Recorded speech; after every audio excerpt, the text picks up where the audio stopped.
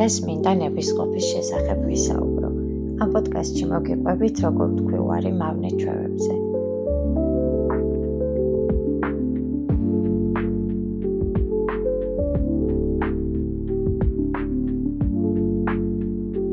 ისაც წინა პოდკასტები არ მოგისმენიათ, სასურველია გაეცნოთ, რადგან ჯერა ნებისმიერი გამოწვევის დასაძლევად თანმიმდევრული ქმედებები არის უმნიშვნელოვანესი.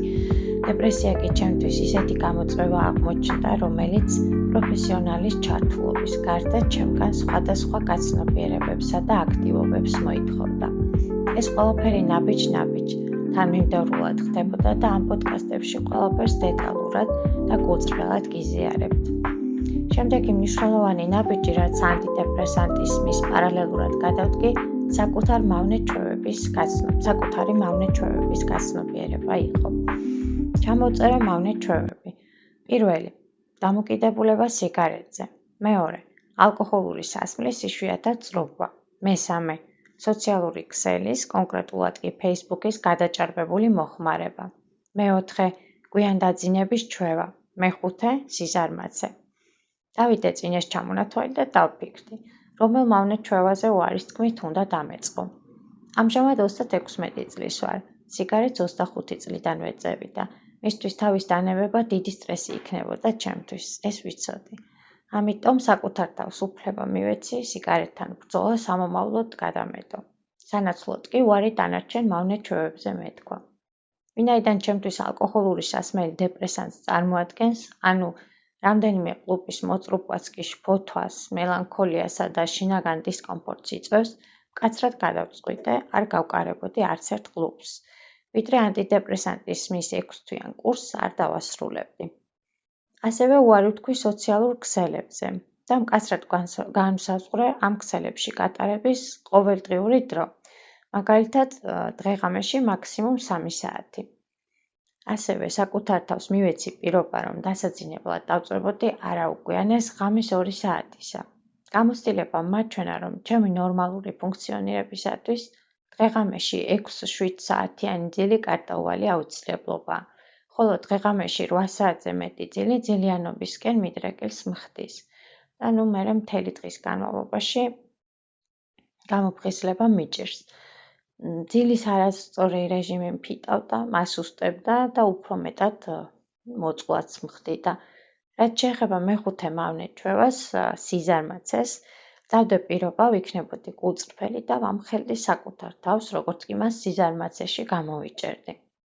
რა თქმა უნდა, თავად განვსაზღვრე, რას ნიშნავს სიზარმაცე და რას ჩავთვლიდი სიზარმაცის გამოვლინებად ჩემს ყოფით რეალობაში. თუმცა, აქვე უნდა დავაზუსტო, რომ არც ერთი მავნე ჩვევის გამო საკუთარ თავთან განსჯელი პოზიცია არ მქონია. უბრალოდ გავაცნობიერე ეს ჩვევები, დავარქვი კონკრეტული სახელი, მივიღე ისინი და მათი გაშვება გადავწყვიტე. როგორც უკვე აღვნიშნე, ერთადერთი, რისთვისაც იმ ეტაპზე მზად არ ვიყავი, სიგარეტზე უარის თქმა იყო. ამიტომ ეს მავნე ჩვევა დავიტოვე განსჯის და საკუთარი თავის დადანაშაულების გარეშე. თუმცა ვაპირებ ამ მიმართულებითაც დავიწყო საკუთარ თავზე მუშაობა ახლო მომავალში. მავნე ჩვევების გაცნობიერება და მათზე უარის თქმა პირდაპირ კავშირშია ნებისყოფასთან. როდესაც გარშემო უამრავი საზრუნავია, ქვეყანაში უმძიმესი ვითარება, მომავალი გაურკვეველია და ჩვენი ამჟამინდელი არალეგიტიმური მთავრობა ავტორიტარული რეჟიმის მეხუთმე მანქანად იქცა, მართლა ურთულესია ნებისყოფის მოხმობა და საკუთარ მორალურ და არაფიზიკურ გადარჩენაზე ზრუნვა. საკუთარი პიროვნების გადარჩენა კი წინაპირობაა, რომ საზოგადოებისთვის სასიკეთო საქმის კეთებასაც შეძლებ. რა თქმა უნდა, ურთულესია ამაზე ფიქრი. მით უმეტეს ამის განხორციელება, მაგრამ რადგან გადავდგი ნაბიჯი, რადგან უკეთ გახდომის გადაწყვეტილება მივიღე, სურდა მისთვის პატივი მეცა და საკუთარი გადაწყვეტილების ერთგული ვყოფილიყავი.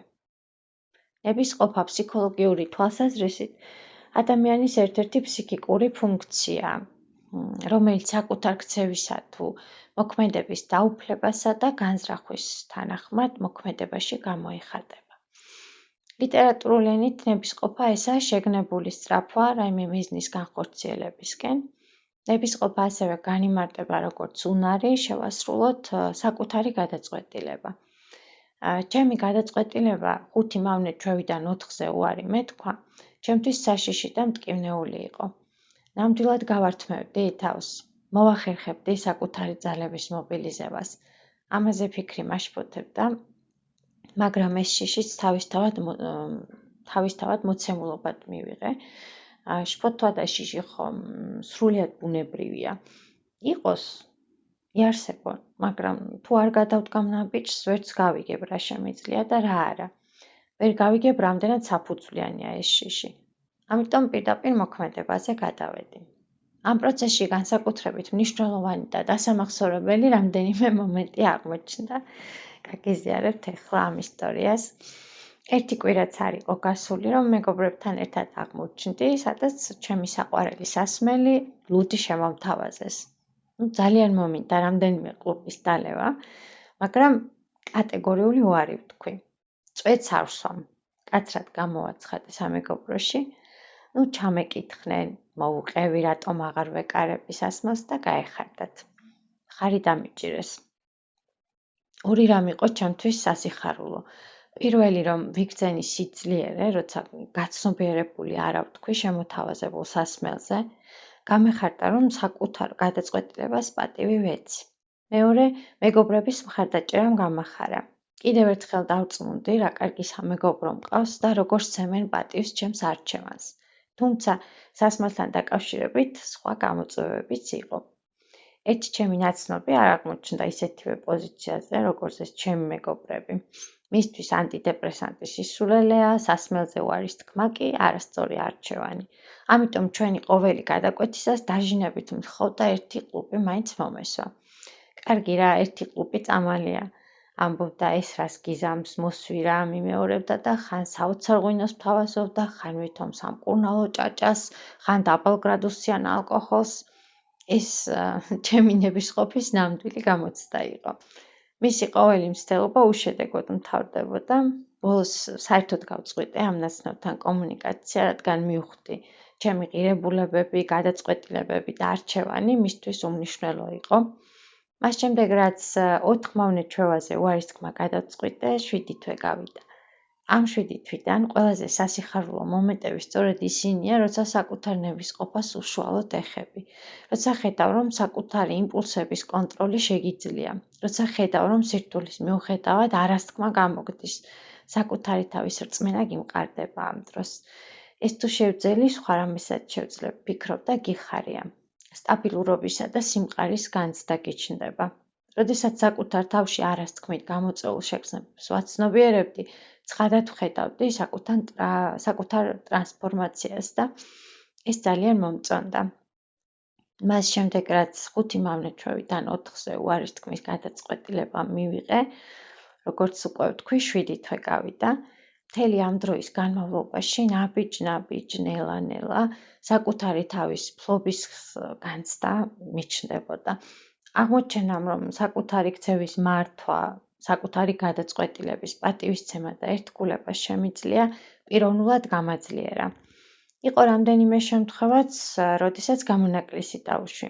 მაგალითად, ახალ წელს ცოტა დავლიე, თუმცა იქვე ვაღიარე ახალი წლის დღესასწაულის საპატიო მიზეზად და შემდეგი თვეების განმავლობაში ისევ მკაცრად გავაგრძელე ნებისყოფის ვარჯიში.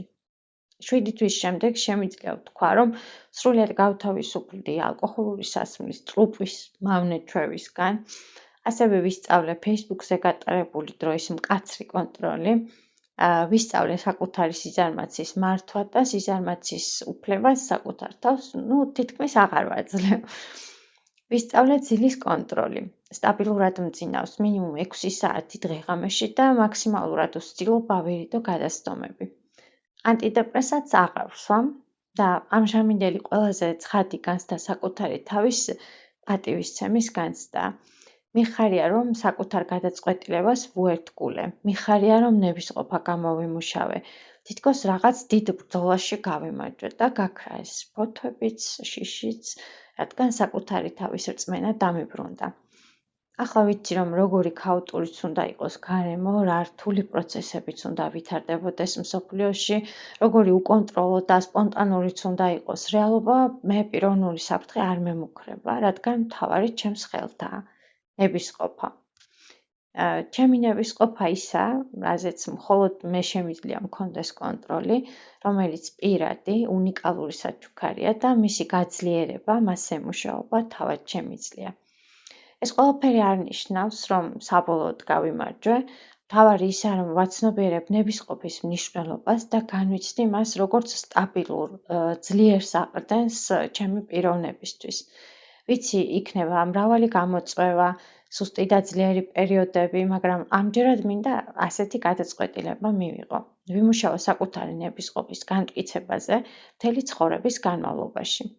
შეჯამების სახით კი ვიტყვი, რომ დეპრესიასთან ბრძოლის გზაზე უმნიშვნელოვანესი ნაბიჯი მავნე-ჩვევებზე უარის თქმა. მავნე-ჩვევების გაცნობიერება და მათზე უარის თქმა კი ნებისყოფის ვარჯიშია. ნებისყოფა ჩემთვის პიროვნების საფუძველია.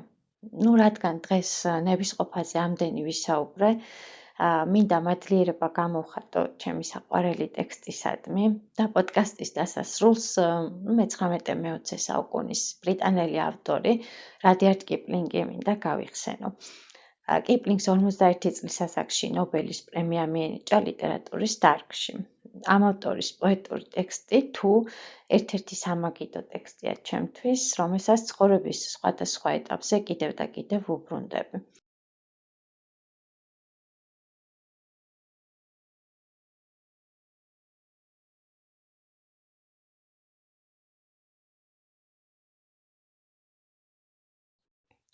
მე თამარ გორგოტაშვილი ვარ და დეპრესიასთან ბრძოლის პირად გამოცდილებაზე ვსაუბრობ. დღეს კი ვცადე ნებისყოფის ჩემეული გაცნობიერება გადმომეცა.